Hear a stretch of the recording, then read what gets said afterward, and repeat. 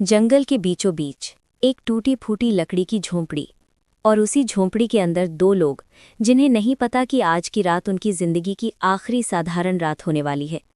ये कहानी है ऐश की, वो लड़का जो छुट्टियां मनाने आया था लेकिन वापस गया आधा पागल हीरो बनकर, चेन सॉ हाथ में और पूरी नर्क की फौज उसके पीछे। आज की इस वीडियो में हम समझेंगे ईविल डेड 2 की पूरी कहानी, जहां डर भी है, खून भी है और पागलपन भी। ऐश अपनी गर्लफ्रेंड लिंडा के साथ शहर की भागदौड़ से दूर थोड़ी रोमांटिक छुट्टी मनाने जंगल की एक अकेली झोंपड़ी में पहुंचता है। झोंपड़ी छोटी है लेकिन माहौल शांत, पेड़ों के बीच से आती हवा, आसमान पर घिरते बादल, और दोनों को लगता है कि यहाँ बस प्यार और सुकून ही मिलेगा। लेकिन इस जगह का अतीत कुछ और ही है, जिसकी झलक उन्हें बहुत जल्दी मिल जाती है। घर का कोना कोना टटोलते हुए उन्हें एक तहखाना मिलता है। नीचे अंधेरा, जाले, पुराना फर्नीचर और वहीं एक अजीब सी किताब पड़ी होती है जिसके कवर पर डरावने चेहरे और अजीब निशान बने हैं। साथ ही एक टेप रिकॉर्डर भी रखा है जिस पर लगता है कि किसी प्रोफेसर ने अपनी रिसर्च रिकॉर्ड की है। ऐश जिज्ञासा में टेप चला देता है। रिकॉर्ड की गई आवाज़ उस किताब को मरे हुओं की किताब बताती है और फिर उसी में लिखे गए प्राचीन मंत्र पढ़ना शुरू कर देती है। जैसे ही ये शब्द दोहराए जाते हैं, बाहर जंगल के अंदर से कोई अदृश्य ताकत जाग उठती है।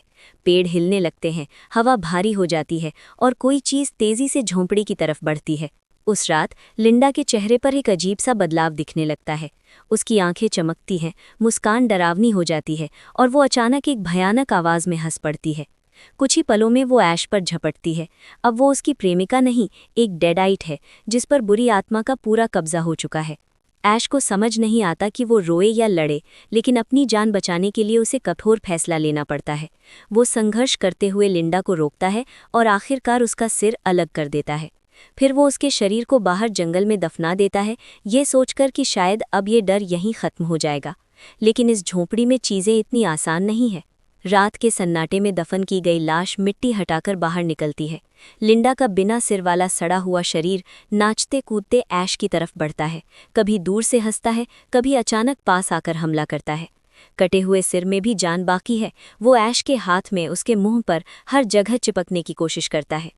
ये सब देखकर ऐश की हिम्मत भी टूटने लगती है। कभी खिड़की से बाहर उछलता है, कभी झोंपड़ी के एक कमरे से दूसरे में भागता है। उसे समझ में नहीं आता कि ये सब वास्तविक है या उसका दिमाग काम करना छोड़ चुका है। एक वक्त पर वो इतना डर और थकान महसूस करता है कि खुद ही पागलों की तरह हंसने लगता है। अब झोंपड़ी खुद ऐश का मजाक उड़ाने लगती है।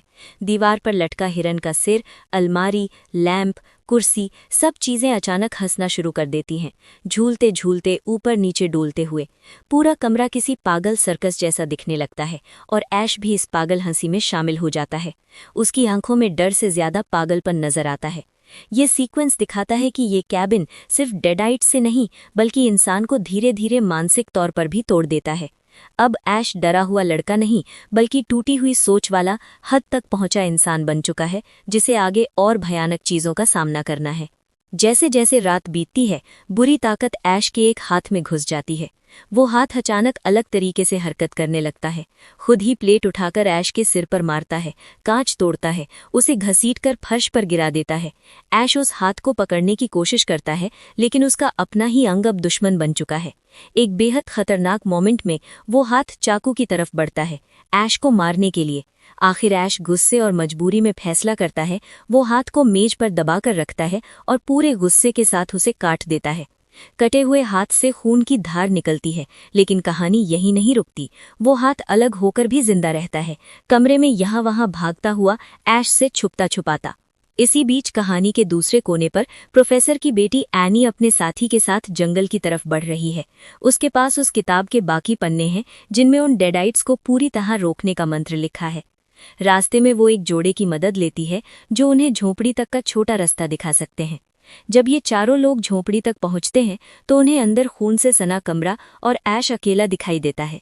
किसी को उसके हालात नहीं पता, बस इतना लगता है कि ऐश ने ही एनी के माता पिता को मार डाला होगा। गुस्से में वो लोग ऐश को पकड़कर तहखाने जैसे गड्ढे में बंद कर देते हैं, बगैर ये जाने कि असली धमाका तो उसी तहखाने में छिपा हुआ है। एनी रात को अपने पिता की पुरानी रिकॉर्डिंग चलाती है। वो सुनती है कि कैसे उसके पिता ने अपनी ही पत्नी को डेडाइट बनते देखा और मजबूर होकर उसे मारकर तहखाने में दफना दिया। ये सुनते ही सबके रोंगटे खड़े हो जाते हैं, क्योंकि अभी इसी वक्त ऐश उसी तहखाने में बंद है। कुछ ही पलों बाद तहखाने की मिट्टी हिलने लगती है। एनी की माँ का सड़ा हुआ घिनौना डेडाइट रूप नीचे से बाहर निकलता है और सीधे ऐश पर हमला कर देता है। ऊपर खड़े लोग ये सब देखकर समझ जाते हैं कि असली शिकार तो ऐश है।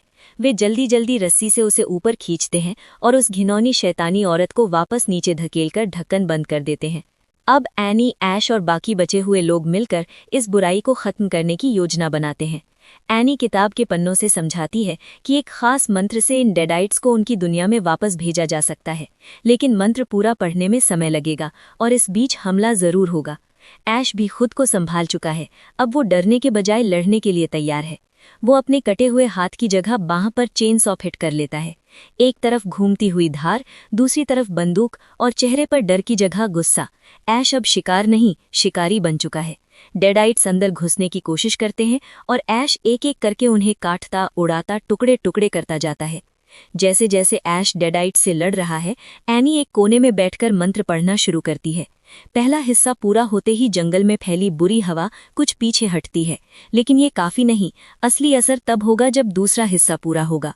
इसी बीच एक डेडाइट अंदर घुसकर बाकी लोगों को खत्म कर देता है। अब बस ऐश और एनी ही बचे हैं। दूसरा हिस्सा पढ़ते समय अचानक ऐश का कटा हुआ शैतानी हाथ वापसी करता है। वो चुपके से एनी के पास पहुंचकर उसे छुरा घोंप देता है। एनी जमीन पर गिरने लगती है, लेकिन अंतिम सांसों के साथ भी वो हिम्मत नहीं छोड़ती। वो खुद को घसीटते हुए मंत्र की आखिरी पंक्तियां भी पढ़ देती है, और जैसे ही वो शब्द पूरे होते हैं, आसमान फटने लगता है। झोंपड़ी के ऊपर एक विशाल भंवर खुल जाता है, जैसे आसमान में काली सुरंग बन गई हो। डेडाइट्स, पेड़, घर के टुकड़े, सब चीजें उस भंवर की तरफ खिंचने लगती हैं। ऐश उसे रोकने की कोशिश करता है, लेकिन अब कुछ भी उसके नियंत्रण में नहीं है। वो खुद भी उस भंवर में बहने लगता है, चिल्लाते चिल्लाते समय और स्थान की दरार में गिर जाता है। कुछ ही क्षणों बाद सब कुछ शांत हो जाता है। झोंपड़ी, जंगल, डेडाइट्स, सब कुछ पीछे छूट जाता है। ऐश जब आंखें खोलता है तो खुद को एक खुली वीरान जगह पर पाता है। चारों तरफ लोहे के कवच पहने सैनिक, घोड़े और ऊपर आसमान में एक उड़ती हुई शैतानी प्राणी। वो नीचे आता है, हमला करता है और ऐश उसे अपने हथियार से उड़ा देता है। ये देख वहां मौजूद सारे सैनिक हैरान रह जाते हैं। वे घुटनों के बल झुककर ऐश को किसी भविष्यवाणी में लिखे हुए उद्धारकर्ता की तरह देखने लगते हैं। ऐश समझ जाता है कि अब वो अपने समय में नहीं, बल्कि सैकड़ों साल पीछे के किसी युद्धग्रस्त युग में पहुंच जाता है। वो आसमान की तरफ चीखता है और यहीं से उसकी अगली कहानी शुरू होती है, आर्मी ऑफ डार्कनेस की।